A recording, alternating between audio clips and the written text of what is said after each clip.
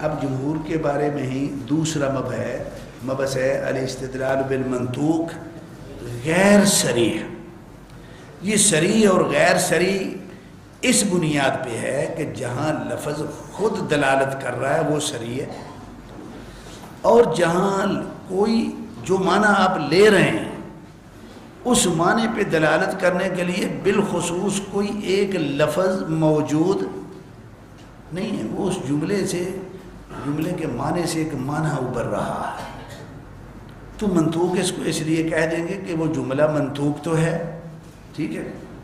صریح اس لیے نہیں کہیں گے کہ جو معنی ہم لے رہے ہیں براہ راست ڈائریکٹ کوئی لفظ اس معنی پہ دلالت کرنے والا نہیں ہے. تو یہ صریح اور غیر صریح کی تفصیل ہے. وَهُوَ الْإِسْتِدْلَالُ بِمَا لَمْ يُوزَعِ اللَّفْظُ لَهُ. اب استدلال کرتے ہیں ایسے معنی کا، ایسا معنی استعمال کرتے ہیں، مراد لیتے ہیں کہ جس معنی پہ کوئی لفظ موجود نہیں. بل بما یلزم مما وضع له اللفظ، بلکہ وہ جو لفظی دلالت ہے اس کے یہ لوازمات کے طور پہ ایک معنی ابھر رہا ہے. یہ الفاظ کی لفظی دلالت نہیں ہے بلکہ اس لفظی دلالت کے لوازمات میں سے یہ ایک معنی ہے، تو اس کو منطوق غیر صریح کہتے ہیں. جب اس کی آگے قسمیں پڑھیں گے تو یہ بات سمجھ میں آ جائے گی. پہلی ایک صورت ہے اقتضاء النص کی، یعنی اس کی بڑی جو ہے وہ تین قسمیں جو ہے نا اس کی بنتی ہیں، تین صورتیں نکلتی ہیں. ایک ہے اقتضاء النص. اقتضاء النص یہ ہوتی ہے کہ جو عام نص منطوق بہی جو الفاظ ہیں نا، جب تک آپ اس میں کوئی لفظ مقدر نہیں کرتے تب تک اس کا معنی درست نہیں بنتا. اس معنی کو واقع کے مطابق، حقیقت کے مطابق کرنے کے لیے لازمی ہے کہ آپ کو کوئی لفظ مقدر نکالنا پڑے گا. اس کو کہتے ہیں اقتضاء النص. مثال اس کی یوں سمجھیے کہ اللہ کے رسول صلی اللہ علیہ وسلم نے فرمایا ان اللہ وضع عن امتی الخطأ والنسیان. اللہ تعالیٰ نے میری امت سے خطا اور نسیان اس کو اٹھا لیا. ترکیب جب آپ کریں گے تو کیا کریں گے؟ واضح ایک فعل ہے. اب جو چیز موضوع ہوئی ہے وہ کیا موضوع ہوا ہے؟ نص میں آپ نے اعراب جو ہے اس کے مطابق کس کو دیا؟ مفعول بہ کس کو بنایا آپ نے؟ الخطا اور النسیان. اب سوچنے والی بات یہ ہے کہ کیا امت محمد صلی اللہ علیہ وسلم یہ غلطی نہیں کرتے؟ غلطی نہیں کرتے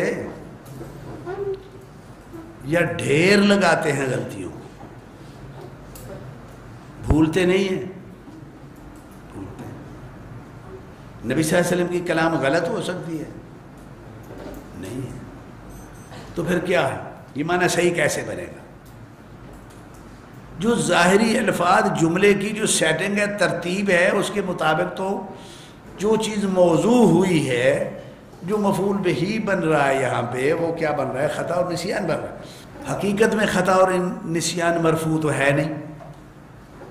تو یہاں یہ نص تقاضا کر رہی ہے کہ یہاں پہ ہمیں کوئی ایک لفظ مقدر نکالنا پڑے گا جو دوسری نصوص کے مقصد اور فلسفے کے مطابق ہو، اور یہ نص کا مفہوم بھی مطابق للواقع بن جائے.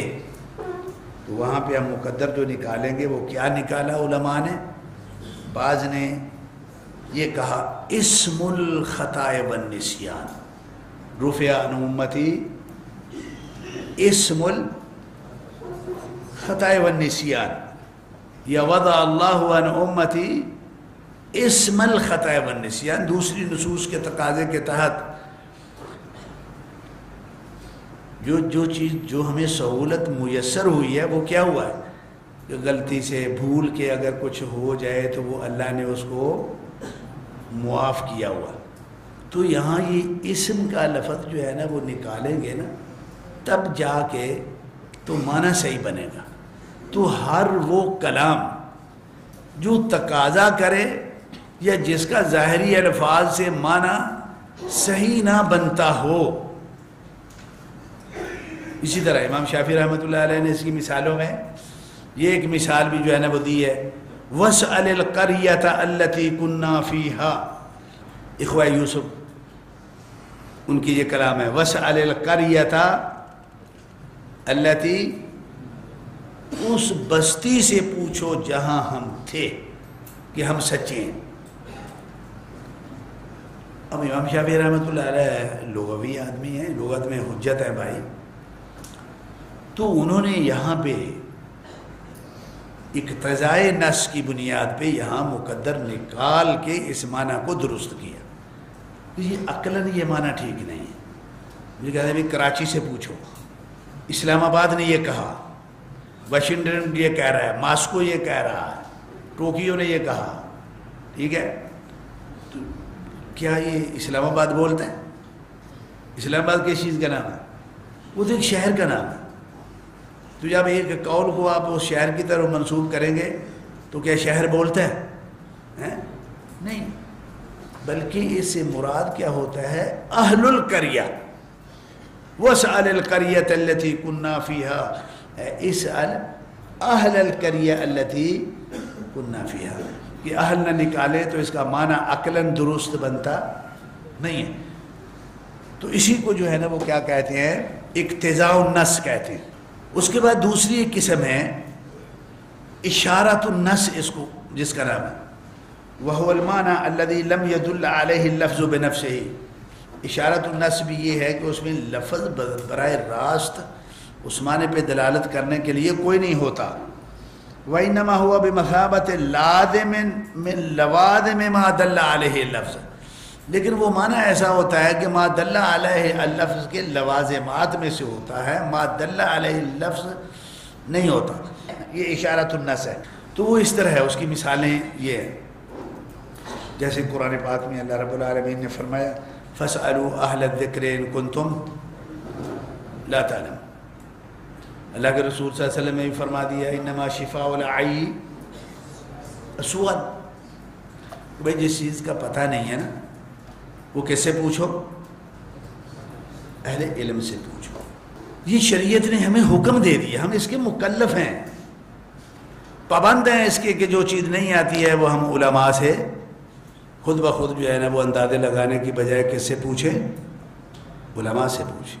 ٹھیک ہے. چلو بھائی، جب یہ فرض ہو گیا کہ جو چیز ہمیں نہیں آتی وہ ہم نے اہل علم سے پوچھنا ہے. وہ اہل علم سے تو تب پوچھیں گے اگر معاشرہ میں اہل علم ہیں بھی تو. اگر ہیں ہی نہیں تو پوچھیں گے کس سے؟ تو جب پوچھنا اہل علم سے ضروری ہے تو اس کا مطلب یہ ہے کہ معاشرہ میں اہل علم کو تیار کرنا بھی بہت ضروری ہے. یہ نہیں ہو سکتا کہ معاشرہ جو ہے وہ اس پہ فرض ہو کہ جو نہیں پتا وہ اہل علم سے پوچھو، اور معاشرہ آزاد ہے کہ تم علماء بناؤ یا نہ بناؤ. پھر یہ اختیار ختم ہے. کیوں؟ ما لا یتم الواجب الا بہ فہو واجب. اب وجوب جو سوال عن اہل العلم ہے یہ اس وقت تک ہو نہیں سکتا جب تک اہل علم موجود نہ ہوں. اگر اس پہ عمل کرنا ضروری ہے تو پھر علماء کی ایجاد جو ہے وہ بھی واجب ہے. اب یہ نص دو معنی پہ دلالت کر رہے. ایک یہ ہے کہ جو آتا نہیں ہے وہ کس سے پوچھو؟ اہل علم سے پوچھو. یہ لفظی معنی ہے. اس معنی پہ دلالت کرنے والے باقاعدہ مستقل الفاظ نص میں موجود ہیں، لیکن اس معنی پہ دلالت کرنے والا کوئی لفظ نہیں ہے کہ علماء کو تیار کرنا معاشرے میں یہ بھی ضروری ہے. اس معنی پہ لفظ دلالت نہیں کر رہے، لیکن جس معنی پہ دلالت کر رہے ہیں یہ معنی اس معنی کے لوازمات میں سے ہے. اس کو کہتے ہیں اشارۃ النص. اس کا نام کیا ہے؟ اشارۃ النص. اس کو اتنا سمجھ آ گیا، یہ اشارۃ النص کی سمجھ آ گئی. چلیے، هو المعنى الذي لم يدل عليه اللفظ بنفسه، لفظ بذاتی اس پہ دلالت نہیں کرتا. وإنما هو بمثابة لازم من لوازم ما دل عليه اللفظ، لیکن ما دل عليه اللفظ کے وہ لوازمات میں سے ضرورت ہے. كقول الله سبحانه وتعالى في سورة النحل فاسألوا أهل الذكر إن كنتم لا تعلمون، فإنه يدل على معنيين. الأول وجوب السؤال من أهل العلم في حالة عدم العلم، وهذا ما دل عليه النص لفظا وعبارة، ويسمى عبارة النص أو المعنى العباري. اس کو عباری معنی بھی کہتے ہیں، عبارۃ النص بھی کہتے ہیں، یہ آگے تقسیم آ جائے گی.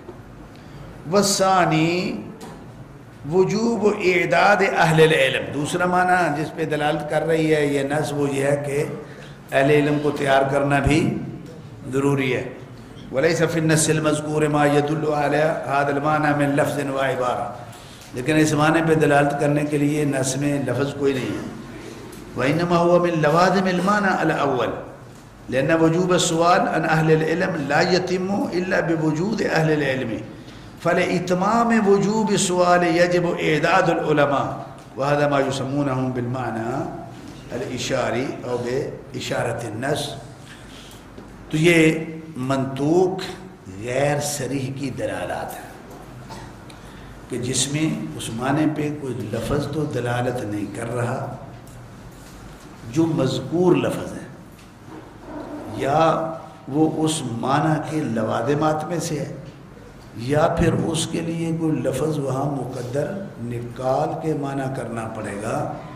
مقدر نکالیں گے اقتضاء النص ہے، جو منطوق بہی الفاظ کا جو لفظی معنی ہے اس کا جو لازم ہے من اللوازم اس کو اشارۃ النص کہتے ہیں.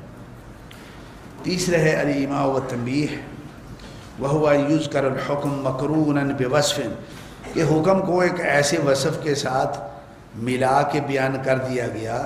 لو لم نجعلہ سببا لمشروعیتہ، اگر اس وصف کو اس حکم کا سبب اور علت شمار نہ کریں، لذهب ذکرہ فی الکلام لغوا وعبثا، تو پھر اس کا ذکر کرنا ہی کلام میں عبث اور لغو جاتا ہے.